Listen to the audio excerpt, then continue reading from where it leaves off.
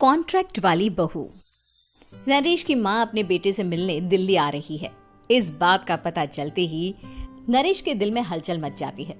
नरेश अपनी माँ के स्वागत की तैयारी में लग जाता है। साथ ही उसे डर भी सताने लगता है कि उसकी माँ कहीं अपनी पुरानी जिद पर फिर से बैठ ना जाए। हे भगवान, इस बार बचा लो, अगले साल पक्का माँ की जिद पूरी कर दूंगा। तभी दरवाजे की घंटी बजती है। नरेश दरवाजा खोलता है तो सामने अपने मकान मालिक को देखकर हैरान हो जाता है, क्योंकि उनके साथ एक सुंदर सी लड़की भी थी। अब नमस्ते अंकल, कुछ काम था, मुझे बुला लेते। आपने क्यों कष्ट किया? अरे नहीं नहीं, इसमें कष्ट कैसा, मैं तो बस तुम्हें रीना से मिलवाने आया था। आज से रीना तुम्हारे साथ इसी फ्लैट में रहेगी। अंकल, कोई लड़का फ्लैटमेट नहीं है? एक अनजान लड़की के साथ रहना मेरे लिए थोड़ा अजीब होगा। देखो नरेश, मैं तुम्हें पहले भी बता चुका हूँ कि इस फ्लैट में तुम्हें किसी ना किसी के साथ एडजस्ट करना ही होगा, या फिर तुम अकेले पूरे फ्लैट का किराया दे दो, मैं किसी को नहीं रखूंगा। नरेश अपने मकान मालिक की बात सुन के रीना के साथ रहने के लिए तैयार हो जाता है, पर अंदर ही अंदर उसे ये बात खाने लगती है कि वो अपनी माँ को क्या जवाब देगा जब उसकी माँ रीना के बारे में उसे पूछेगी। दिन बीतने लगते हैं। नरेश और रीना अच्छे दोस्त भी बन जाते हैं, पर अभी भी नरेश अपनी प्रॉब्लम का सलूशन नहीं ढूंढ पाता। एक दिन नरेश बहुत परेशान सा बैठा होता है। तभी रीना उसे पूछती है, क्या हुआ नरेश, तुम काफी परेशान लग रहे हो, सब ठीक तो है ना? हाँ सब ठीक है, बस एक छोटी सी प्रॉब्लम है। वो एक्चुअली 2 दिन बाद मेरी माँ मुझसे मिलने आ रही है। अरे तो इसमें प्रॉब्लम क्या है, ये तो खुशी की बात है। हाँ रीना, बट मेरी माँ एक जिद लेकर बैठ गई है कि मैं शादी कर लूँ, पर मैं अभी इस चीज़ के लिए तैयार नहीं हूँ। ऊपर से जब वो तुम्हें देखेगी तो 100 सवाल करेगी, क्या जवाब दूंगा? अरे इसमें कोई टेंशन वाली बात नहीं है, मेरे पास ना इस प्रॉब्लम का सलूशन है, जिससे ना तुम्हें शादी करनी पड़ेगी और ना ही तुम्हारी माँ मेरे बारे में कुछ पूछेंगी। रीना की बात सुनकर नरेश सोच में डूब जाता है।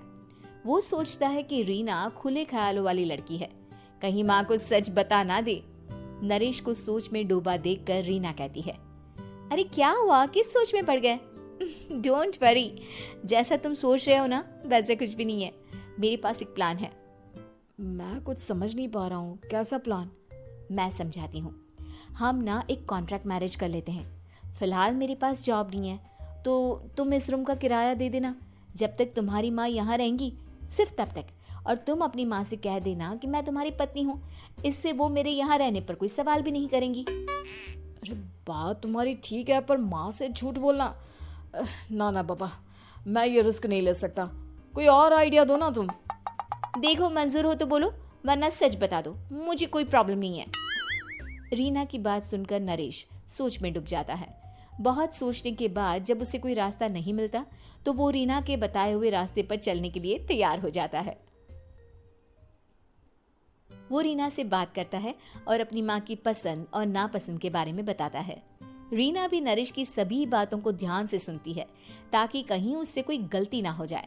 आखिर वो दिन भी आ जाता है जब नरेश की माँ उससे मिलने दिल्ली आ जाती है। नरेश अपनी माँ को फ्लैट पर लेकर जाता है।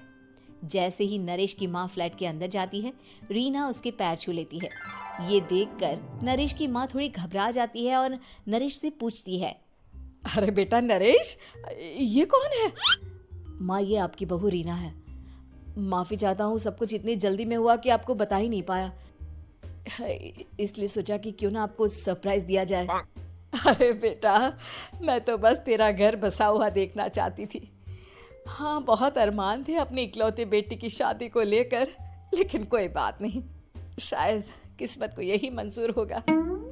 ये कहते ही नरेश की माँ रीना को गले लगा लेती है।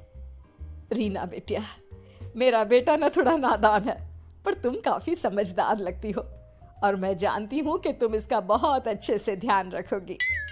माँ आप चिंता मत कीजिए, मैं सब संभाल लूंगी। नरेश की माँ अपने बहू और बेटे के साथ खुशी खुशी रहने लगती है। दिन बीतने लगते हैं। नरेश की माँ और रीना का रिश्ता बहुत मजबूत होता चला जाता है। वो दोनों सारा दिन एक साथ रहती और खूब बातें करती। इधर साथ रहते रहते नरेश और रीना भी एक दूसरे से प्यार करने लगते हैं। दोनों को इस बात का एहसास हो जाता है, फिर भी वो इस बात को छुपा कर ही रखते हैं।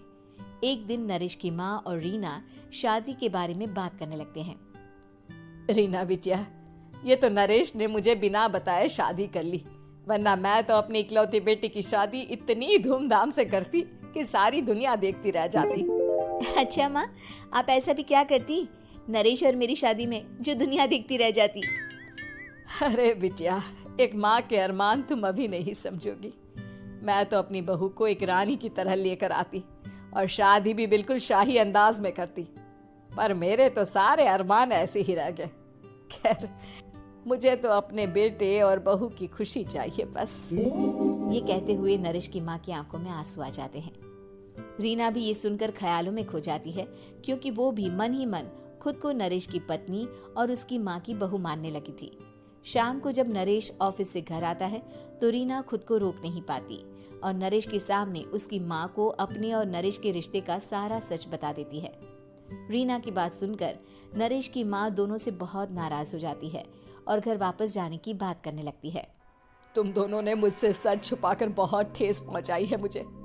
अब तुम लोगों के साथ नहीं रहना चाहती मैं, कल ही वापस चली जाऊंगी अपने घर।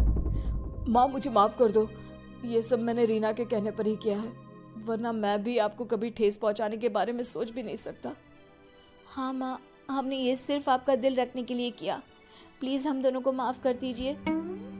तुम दोनों ने मेरे अरमानों के साथ खिलवाड़ किया है, और वैसे भी मुझे अपने बेटे के लिए एक अच्छी लड़की ढूंढनी है, इसलिए मेरा यहाँ से जाना ही बेहतर होगा। माँ की ये बात सुनकर रीना खुद को रोक नहीं पाती।